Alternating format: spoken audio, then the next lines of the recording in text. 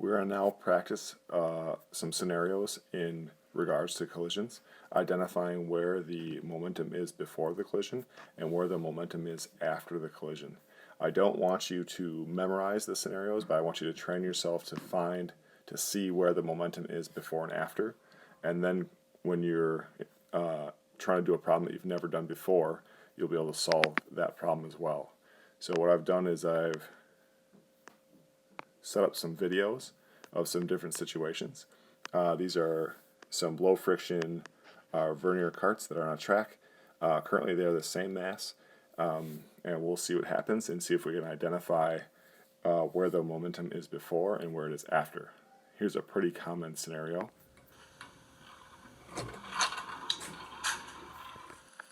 Now if I were to use a narrative to describe what's happening in this situation, I'm going to call it cart B, which means before, and then cart A, which means after. So cart B, the before cart, or cart 1, it doesn't really matter what you call it, just the cart that was moving in the beginning had all the momentum because it was moving. The other cart was just stationary, therefore had no momentum.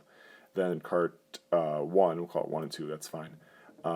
Cart 1 ran into cart 2 and bounced off, staying stationary, and cart 2 was propelled forward. So if we go back to a qualitative equation scenario for this, we can set it up and say, well, all the momentum before was in cart 1, and then it transferred to cart 2, and that's kind of how it looked. So if we break that down into its pieces, we'd say the mass of 1 times the velocity of 1 equals the mass of 2 times the velocity of 2. Sometimes you'll see me putting a little prime up here for velocity 2, just to show that it means after the collision. So those are not the same thing. So that's the first scenario. So what I'd like you to do as we go through these scenarios, I would like you to kind of predict, maybe pause the video and predict what's going to happen as far as your qualitative equation, and try it out. Try to get the qualitative equation and see if you're right. So here's a new scenario.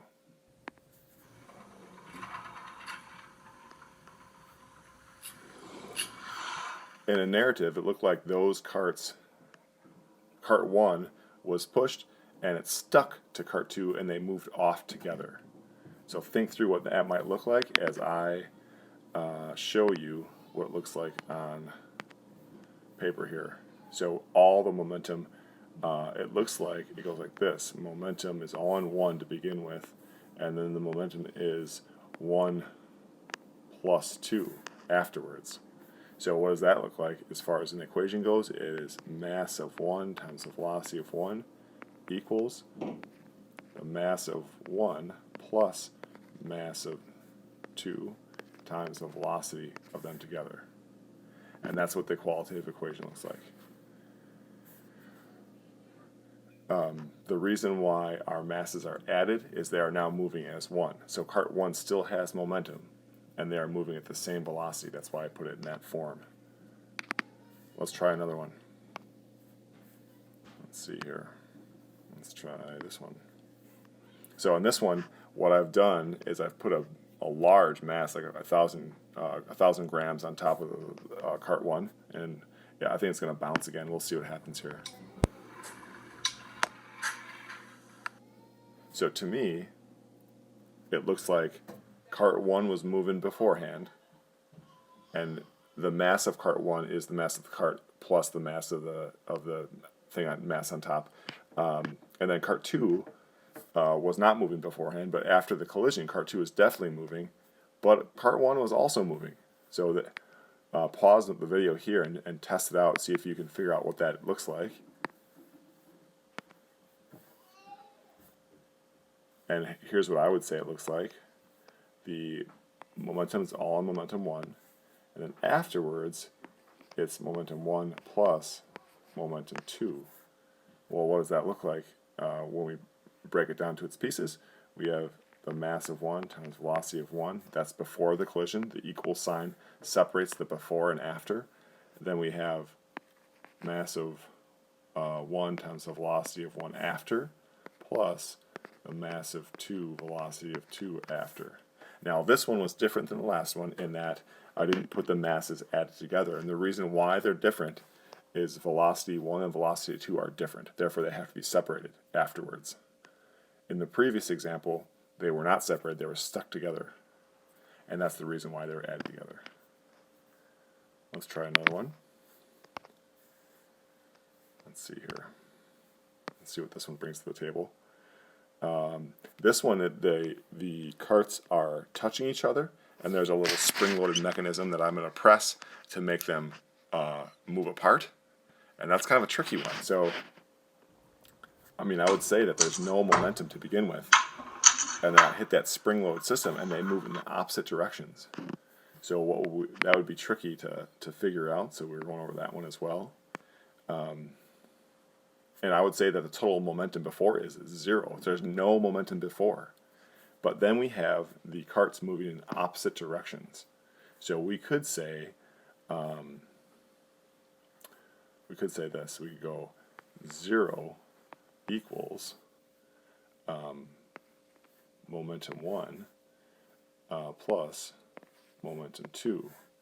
Now this is a little tricky when we break it down to its parts, because 0 momentum before the collision equals, and we have to decide which way is going to be positive and which way is going to be negative. So I'm just going to say that right is positive and left is negative, so we'd say 0 equals a negative m1 v1 after plus a positive m2 v2 after. Do you see how that makes sense?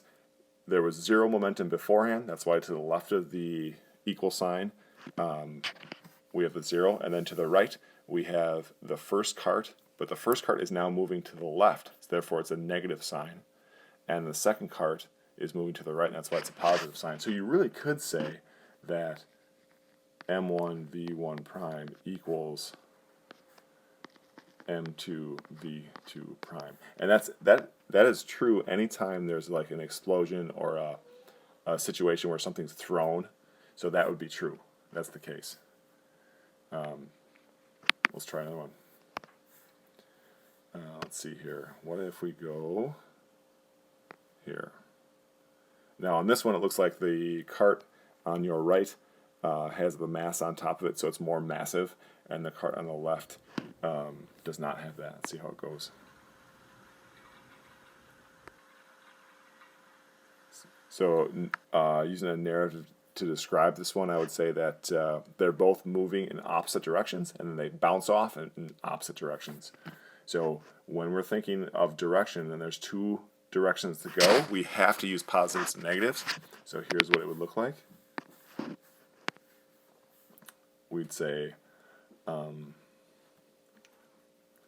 momentum or mass 1, velocity of 1, because it was moving to the right, minus mass 2, velocity 2 equals mass 1, velocity 1 after plus mass 2, velocity 2 after. Now, I didn't put it in here, but we have to think about which direction cart 1 and cart 2 are going after the collision. I already made the decision before the collision that cart 2 was moving to the left, therefore I made a negative. But after the collision, it looked like cart 1 was moving to the left, so I have to make that a negative number. That's a negative value because it was moving in that direction, and cart 2 is moving to the right. So that would be a sound qualitative equation for that situation.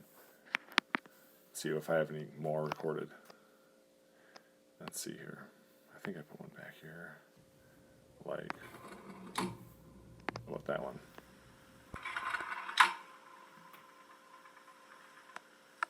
And that, if I were you, I'd pause me right now and go ahead and try to create the qualitative equation for this, and then you'll see what that looks like. So in my opinion, and of course yours as well, all the momentum was in cart 1. So I would say the mass 1 times velocity of 1 equals, there was 0 momentum in cart 2, so then it would transfer some of that energy to cart 2, and then we'd have a negative momentum for 1 because it bounced back the opposite direction, which was left or negative, and then cart 2 was in the positive direction. So that'd be m2 v2 after. And that's what that equation looks like. So the key on all of this is to train yourself to think about where the momentum is before the collision and where the momentum is after the collision. And once you are able to train yourself on that, you can figure out any situation. And what I'm specifically looking for is where the velocity is. Where is velocity before and where is velocity afterwards? The next question I may ask myself is, are they stuck together or are they separate? And then your equation would show that.